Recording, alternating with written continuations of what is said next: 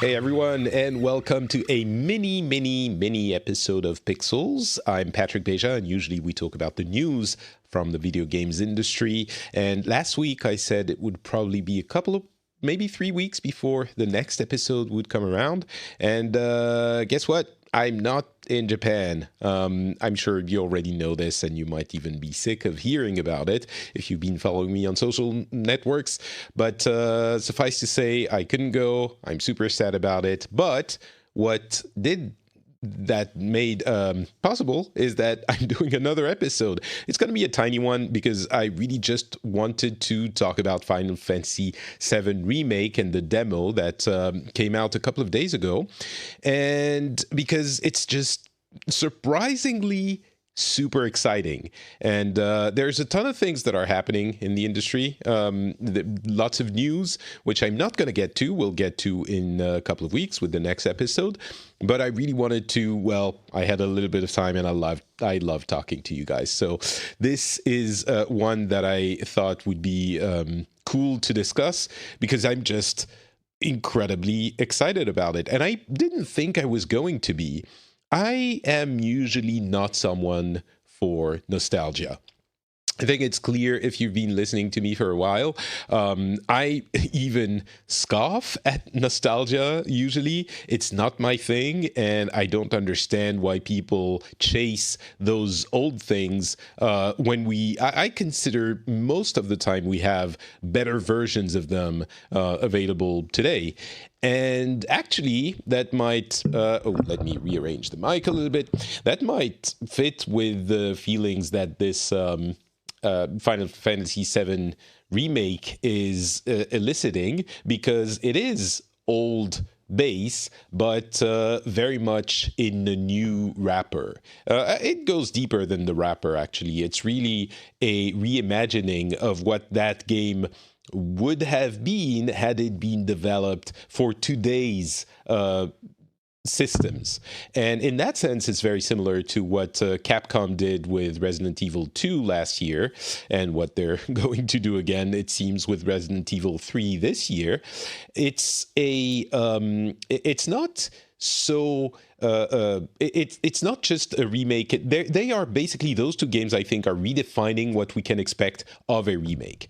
It's not just remaking the game with updated graphics and maybe a tweak here and there to make it more palatable to more modern audiences and less grindy, difficult to get into, because that's what games were back then. It's really taking from the get-go, extracting the core, often just the style, the concept, and the main elements, and redeveloping them for today. And in that sense, I think, as different as the remake of Resident Evil 2 was from the original, today this goes even further with Final Fantasy VII. And before I even go into my impressions of the game itself, I think it's worth noting how far the Japanese developers have come from the beginning of this generation. They were in a really difficult, really precarious position back in the early to mid 2010s. They had lost their way. One can even say they were so attached to old ways of doing things and things that were exclusive to Japan almost, that they couldn't learn from what was being done by more interesting and innovative developers in the West. And this is not that surprising for Japan. It's always been a, well, literally insular country, but in many other things as well. And throughout the past 5 to 10 years, not only have they regained, I think they're excelling in a kind of double A production, double A to triple A production style, which fits their capabilities and their market, and that also is open enough to welcome gamers from a wider audience in the West, not in the sense that super AAA games do that are global, but they reach, maybe, I don't know, I'm going to just throw a number, 30 to 50% of the global audience, and they offer something that more mainstream developers don't offer. And that is an asset, definitely an asset that we only see for those styles of games in Japan. So they've adapted in a way that wasn't a given. Now it might seem like, well, of course they're going to do that, and they're going to adapt, and they're going to find a way to make those their thing, what they know how to do, palatable and accessible to Western audiences, but it wasn't a given. So I think that is a really interesting aspect of the development, and it is of the development of the Japanese game industry, and it is embodied, I think, by this version of Final Fantasy VII, which is the best of everything they know how to do. It relies on the nostalgia from that era of gaming where things that came from Japan were the thing that everyone wanted. And the launch of the PlayStation 1, which really launched video gaming into the general public back from the era of Super Nintendo, which was, sure, very well known, but it was more of a hobbyist type activity. And of course, Final Fantasy VII, the switch of Square going from Nintendo to Sony, which was very dramatic at the time. And anyway, so most of you will remember how significant Final Fantasy VII was, and they rely on this, but they also create a product that has learned from what is being made today, which they didn't do for the longest time. In the let's say between 2000 and 2010, it was, well, maybe a little bit later than that, but it was really difficult for them to take the learnings from that. And I guess I'm going to come at this in these impressions a little bit sideways since I'm talking about this, because I got an impression playing the game that has been echoed by a couple of people. So I think there's something to it. I think it was SkillUp, a YouTuber, which I enjoy, who was making that reference. There's a lot of feeling that echoes that echoes the game feel of God of War in Final Fantasy VII. Which is something which is kind of weird to even say because they are such different games. And to be clear, the systems are completely different. It is not, they're not similar games. They're not similar genres.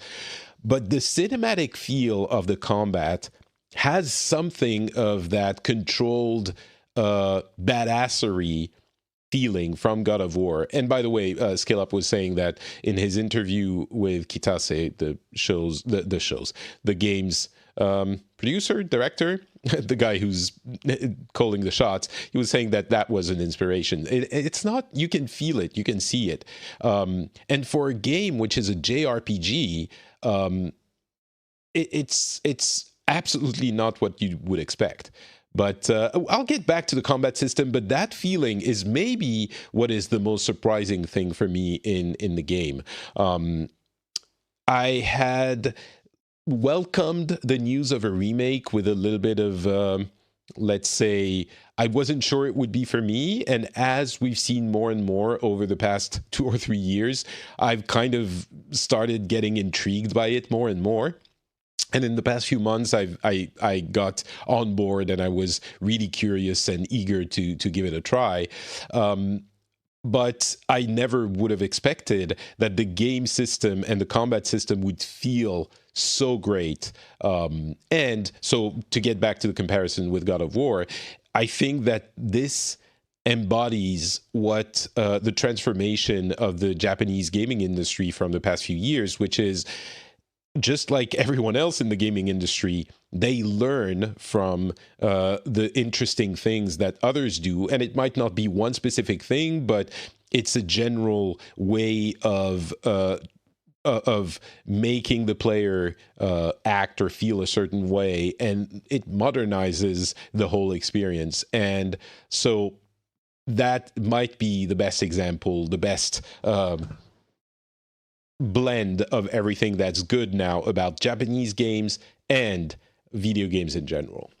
But I'll get back to it. I want to talk about the first thing you feel when you're getting into the game, and that's the graphics and the nostalgia, I guess. The graphics are really good. This game is extremely good looking. It's this generation for sure. It doesn't feel like, next gen anything, but it is an impressive looking game. There's also a lot of nostalgia that plays into it. The music, I think, to someone who hasn't known the original game, might feel a little bit God, there's a Swedish term that comes to mind now. It feels jobbigt, which is like there's a lot of, it's like a lot of stuff going on, and it requires a lot of your attention. Like the music is often calling your attention maybe a little bit too much.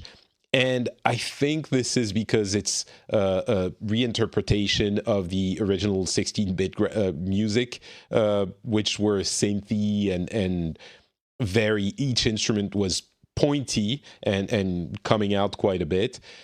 But it works. It definitely works.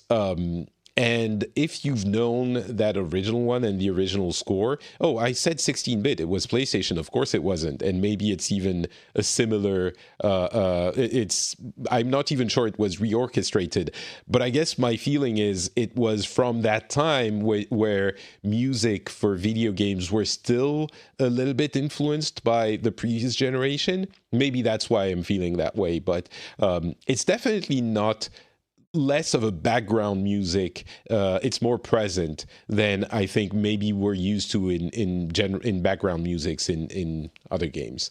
But the nostalgia definitely works, and the seeing that intro, which is so emblematic and so well known for most gamers that are, I don't know, I guess over 30 today. It is. It's strong. It works. And it works, I think, even more than in other remakes, or maybe than in Resident Evil 2, because there's such an artistic feel to the design of the world. Like, everything about it is unique. It feels like something that is immediately identifiable, and something that you're going back to reimagined in the best possible way. So there's a lot of that, I think, which plays into it, at least for me. But that it doesn't stop there, thankfully. The dubbing is pretty good. I played the demo in English. I think I should have played it in Japanese, because it's not. The thing is, the Japanese language has a lot of emphasis on a lot of syllables, and the way you speak kind of has these peaks and valleys in your tone, which, when you try to reproduce the sentiment of it in English, leads you to overact a little bit. And that's not necessarily true for all the characters, and maybe it's just a thing for Barrett, but it definitely, Cloud especially is surprisingly well acted and well portrayed. So Cloud, of course, you've certainly seen, even if you don't know the game, it's the character with the giant sword. I think he started the theme of giant swords in Japanese media, which has been, I don't know that there was someone else before him, another character before him, that had this enormous, humongous phallic symbol. But he's acted with a surprising amount of nuance, and I expected him to be just the powerful, dark, somewhat amnesiac hero, the traditional thing, especially in Japanese games and in Japanese games.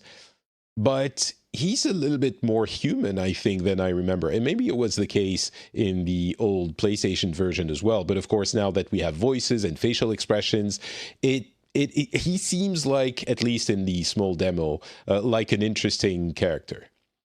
But Barrett, yeah, I think so. I haven't played 7 in a long time, but I think because of the time and especially because of how Japanese society, the relationship of Japanese society with people of color, the Barrett has apparently a lot of problems, and not just him, but in the original game. Like it's problematic the way this and other things are portrayed. It seemed a lot better in this one. Obviously, it's more of its time, but the way they speak, the way Barrett speaks, I think is, even in the dubbed version, a kind of an echo of the way the Japanese actor portrays Barrett, which I think is still, kind of marked by what Japanese people think or how they see black people. I think there might be a little bit of that, but at the same time, in Japanese media, everyone is a little bit overemphasize, a little bit of a caricature, but there's a little bit of a feeling there. So the point is, I'm not necessarily pointing to that for that reason, but to say that it feels like the actor that plays Barrett is overacting a significant amount, which is to a level that is distracting, I think. But overall, it feels quite acceptable. It's a decent job. I'll have to listen to the Japanese version to see if it's better or not. But in general, as I said, the graphics, the artistic design, the artistic direction, the intent of the whole thing is quite well done. Stunning at times, even, I think, is fair. And it shows how visionary it was back in the day. Like, that intro sequence was incredible for us back in the day, and it holds up today. A little bit, reimagined, but it holds up. So there's all of this which gets you into it immediately. And then you get into the combat system, which none of everything that I've talked about until now would matter if that combat system didn't work. And it just works so incredibly well. Of course, the old system is a, turn-based RPG, which is awesome and was awesome for that time. But in the current system, in the current remake, they have modernized it with learnings from, I think what I'm hearing is that the closest one is Final Fantasy XIII, which I didn't love and didn't play a lot of, so I don't really remember. But it seems like there's Final Fantasy XIII and Final Fantasy XV even inspiration, and that it mixes that with an attempt to integrate the feeling of the turn-based strategy, the turn-based system from JRPGs, and it just works. So if you haven't heard, you have an active system where you walk around in the environment and press a button to hit enemies with, in the case of Cloud, your sword. So you just do a series of hits that chain into a combo, and you just can whittle down the enemy's health with that. But then you also, as time passes and as you hit enemies, you can fill up your ATB, active time bar, something, active time ability. So you fill that bar. Again, in the case of Cloud, there's 2 sections. There might be more or less with other characters. And you can use those units to use items or launch spells or special abilities. And when you do, you press a button that essentially pauses the action, but not completely. It's like extreme slow time. It's like bullet time, but it's so slow that it's really comfortable for you to choose through the menus what you want to do, but it's not completely paused. So you might, if you launch an ability in the wrong way, you might miss your target. Or if you wait too long, your enemy might hit you because they initiated an attack and things like that. So there's this perfect mix between turn by turn and action that works so well, so beautifully. And so there is an option to play in classic mode if you want to, which completely gets rid of that new system, which I think actually might be useful if you want a little bit of to relax a little bit, because it's quite intense. Those battles are actually heavily action based and maybe even tiring if there's too many of them. But not only do you have one character to worry about, you can switch between the different characters of your party, or you can actually just focus on your one character, but launch special abilities or items for the other characters in your team. And so you have access to everyone, like from a UI design, like interface design. It is really brilliant, and it serves the game beautifully. So all of this comes together to create an experience that is in combat really well done. And that is one thing I did 1000% not expect. And I think we've heard that theme from a lot of reviewers and YouTubers over the past few days as they've returned from their press trip and everyone's been trying the demo. The unexpected greatness, not just quality, but greatness of this demo is everywhere. And the game is coming out just in a few weeks, I think April 11, if I'm not mistaken. And it seems like it's going to be a huge hit. And there is one, not caveat, but just a word of caution.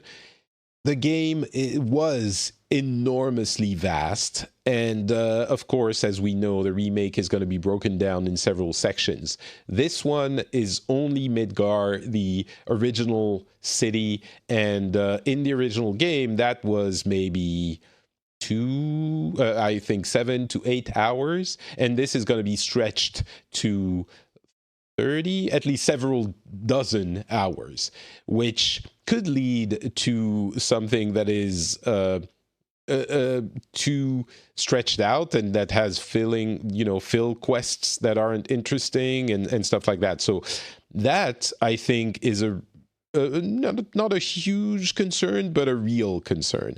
So I think I'm not saying you should rush out and pre-order it, because that could end up being a real problem for the game. But if that doesn't turn out to be a problem, and we'll have an answer with the first reviews, it is a huge success of a transformation of a game that, honestly, when it was announced, it was interesting back, when was it? 2016, maybe? And I didn't think it was going to come out this quickly. I thought it would actually possibly never come out, but we certainly didn't expect it to be that much of a reimagining of what the game was going to could be.